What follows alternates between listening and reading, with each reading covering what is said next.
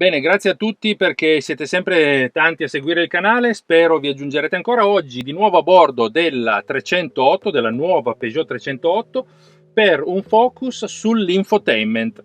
Infotainment che si basa su questo grande display centrale.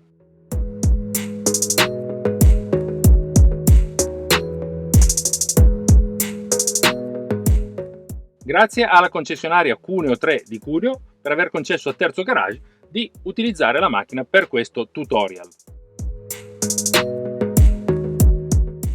Cominciamo. Allora, partendo per esempio dalla videata della navigazione, noi cominciamo a verificare, a vedere cosa ci proponga la schermata home. La schermata home, come vedete, qui abbiamo la radio che adesso è spenta, il climatizzatore bizona e anche la mappa ma ridotta. Noi possiamo con 3 dita andare subito ad abilitare la funzionalità che vedremo andando a scegliere l'icona delle diverse applicazioni. Qui abbiamo tutte le applicazioni che possiamo utilizzare sulla 308 nuova. Ripeto, 3 dita e torniamo alla videata iniziale. 3 dita in qualunque videata fossimo ci dà la possibilità di scegliere quale applicazione utilizzare. Oltre al display touchscreen abbiamo anche questo particolare schermo, perché di fatto è un altro schermo, che ci propone delle scorciatoie. Noi possiamo andare a cambiare le singole icone tenendo premuto per lungo tempo una di queste e il sistema ci dice quale possiamo andare a sostituire. Adesso non sostituiamo nulla, torniamo nella home, andiamo con le 3 dita a vedere tutte quelle disponibili. Se noi vogliamo cambiare una di queste icone, basta tenere premuto. A questo punto l'auto ci dice quali sono quelle disponibili per essere inserite qua. Ad esempio io ho schiacciato clima perché in realtà ho clima anche qui, quindi di fatto è un doppione. Vado a scegliere ad esempio impostazioni e lo trascino. E impostazioni viene disponibile su questa tastiera, diciamo, delle scorciatoie. A proposito, premiamo impostazioni. Da qui possiamo andare a inserire tutte le personalizzazioni dell'auto. Personalizzare ad esempio il display, questo magari lo vediamo dopo. I colori, questo lo vediamo, scusate, colore display, possiamo metterlo giallo, vedete? Oppure su questa tonalità o ancora tornare come era prima. Mettiamo il giallo. Luminosità del sistema, audio, andiamo su veicolo. Illuminazione del veicolo. Possiamo scegliere lo spegnimento dei fari temporizzato, cioè quando io scendo dall'auto i fari non si spengono subito, andiamo a regolarli, ma possono restare accesi per 15 secondi, 30 secondi o 60 secondi. Vedete anche l'animazione fa vedere, in realtà servono ad esempio quando io arrivo davanti a casa, i fari mi illuminano ancora la porta in modo che io possa aprire con la chiave molto più facilmente che non se fossi al buio. Lasciamo 15 secondi, anzi andiamo a mettere 30. Abbaglianti automatici, adesso li abbiamo tolti, così invece sono su on e possiamo vedere che cosa fanno. Quella degli abbaglianti automatici secontro me è una delle funzionalità più comode. Di notte io non devo mai smanettare la leva dei fari perché l'auto, in base ai veicoli che vengono incontro, mette o toglie gli abbaglianti. Lo vediamo anche dalla animazione.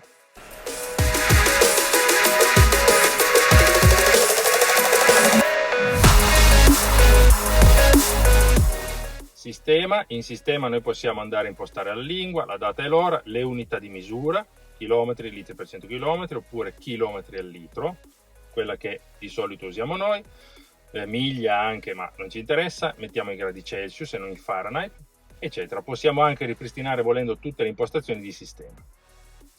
Possiamo anche, sempre attraverso le impostazioni veicolo, andare a creare un nuovo profilo, cioè proviamo creare un utente per l'auto, quindi più utenti diversi che possono avere preferenze diverse per utilizzare la macchina.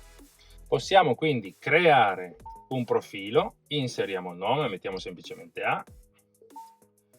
avanti, possiamo scegliere di associare al profilo il logo tra questi loghi storici di Peugeot, io vado a mettere quello precedente, visto che ho la macchina con il logo precedente. andiamo avanti.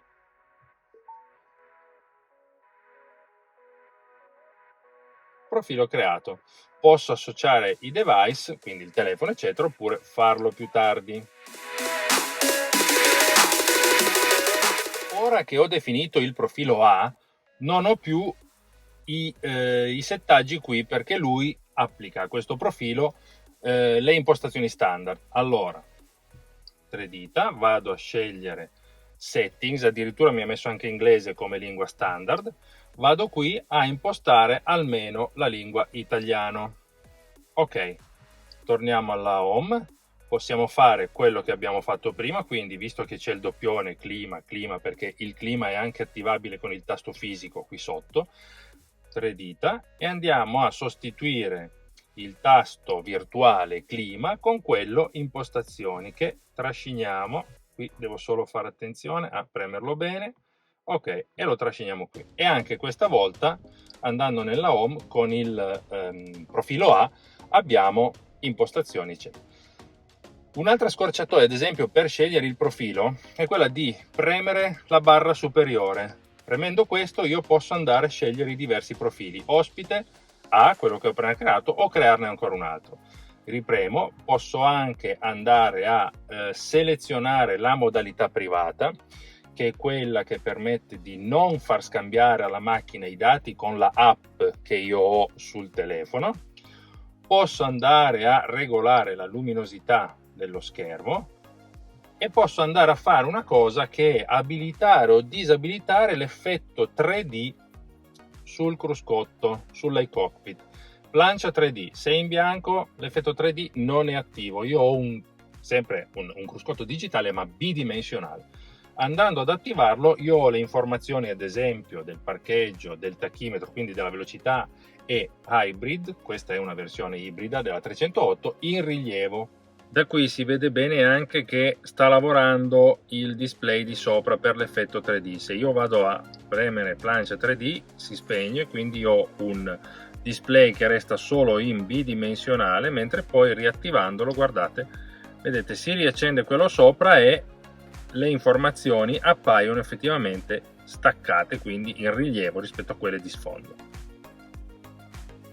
Tutto premendo questo tasto, plancia 3D o plancia 2D.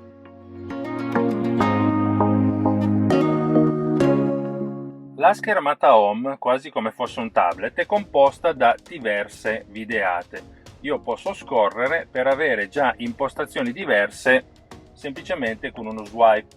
Qui abbiamo i sedili massaggianti e quindi mi dà anche la possibilità di andare a selezionare il tipo di massaggio. Qui, come vi dicevo, ho lo spazio applicazioni, torniamo, che è quello che io posso attivare anche, ripeto, con le 3 dita. Torniamo alla home, dicevo, diverse videate. Una cosa veramente interessante è che io posso aggiungere altre videate. Come? Basta che io tenga premuto in qualsiasi punto a lungo e quando diventa verde io posso personalizzare sia le informazioni dell'iCockpit sia quelle del touchscreen. Prima di farvelo vedere vi faccio vedere un pezzetto della spiegazione che il sistema stesso dà, perché se uno non avesse voglia di sfogliarsi il manuale fa I e la macchina gli spiega.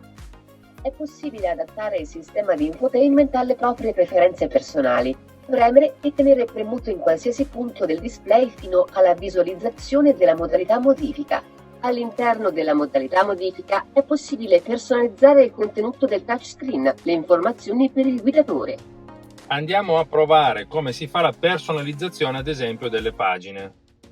Dobbiamo tenere premuto, personalizza touchscreen, possiamo scorrere così oppure andare a scegliere le pagine che ci interessano e mettere o togliere elementi. Ad esempio, non mi interessa avere qui le applicazioni perché so di poterle raggiungere con le 3 dita, trascino nel cestino, si libera questo spazio, più ho a disposizione ancora il widget del sistema ADAS e metto quello, ok? Poi torno indietro, la macchina mi chiede salva e io salvo. Posso anche andare a personalizzare le informazioni dell'iCockpit, ok? Secondo delle applicazioni, diciamo, predefinite.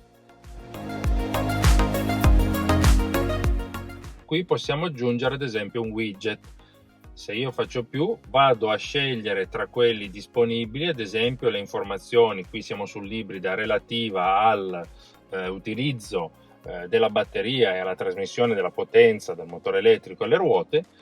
Posso tornare indietro, se faccio salva io ho l'impostazione che mi rimane. Andando di nuovo qui posso aggiungere altre cose, magari posso aggiungere una pagina, quindi aggiungo una pagina e se su una pagina metto la gestione degli ADAS. Ok, questa diventa la seconda pagina. Andiamo indietro, salva. Posso anche creare una pagina nuova e aggiungere widget, quindi più piccoli, ok? Per piccoli, vedete qui abbiamo due spazi di fatto. Nelle altre pagine avevamo occupato tutto lo spazio. Io posso creare una pagina con due tipi di informazioni diverse. Qui ho le informazioni motore, batterie, eccetera, e in più aggiungo ancora, non so, i giri motore, il computer di bordo, mettiamo questo, ok? E adesso abbiamo la parte ibrida, tutto questo.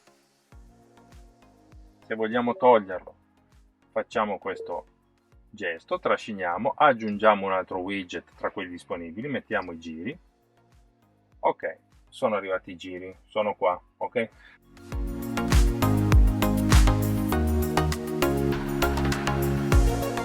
Noi possiamo attivare le impostazioni degli ADAS premendo il tasto fisico che è qui, oppure andando con le tre dita a premere l'icona dell'applicazione relativa che è questa, quella l'icona dell'auto, ok?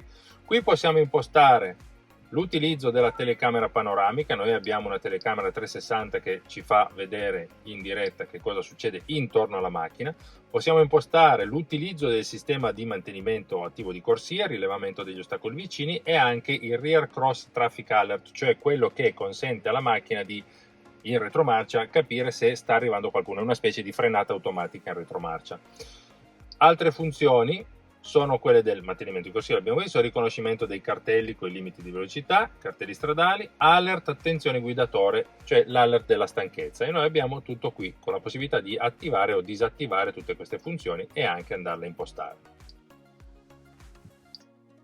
Ancora impostazioni, accesso veicolo, sbloccaggio porte. Se metto su on, solo quella del conducente, del guidatore, si apre, non tutte e quattro, quando io ho il keyless, quindi mi avvicino all'auto, oppure solo il bagagliaio. Possiamo anche impostare il benvenuto al guidatore sulle versioni come questa che hanno le regolazioni elettriche.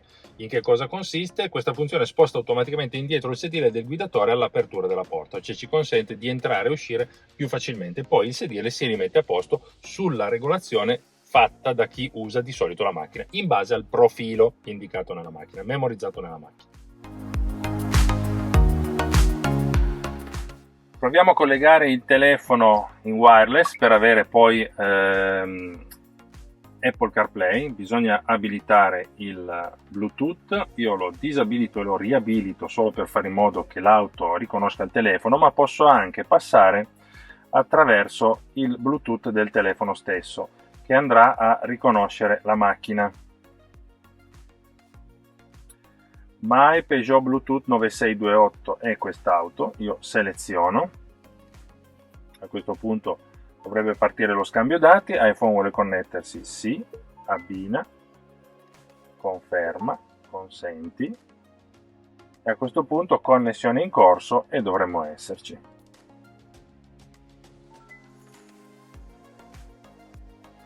Apple CarPlay, avvia,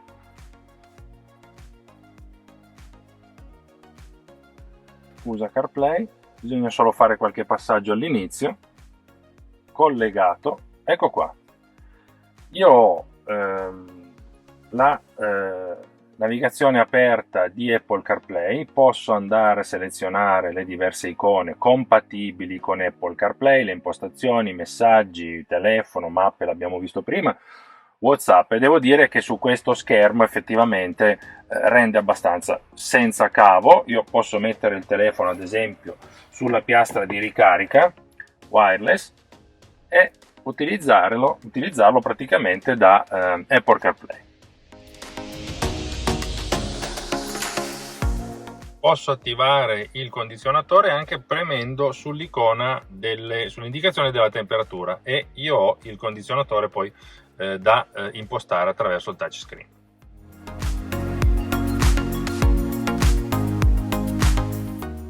Bene, queste erano alcune delle funzionalità del nuovo infotainment della nuova 308, spero che il tutorial vi sarà utile e spero altrettanto che magari metterete like e vi iscriverete al canale. Grazie ancora, buoni chilometri a tutti, alla prossima, ciao!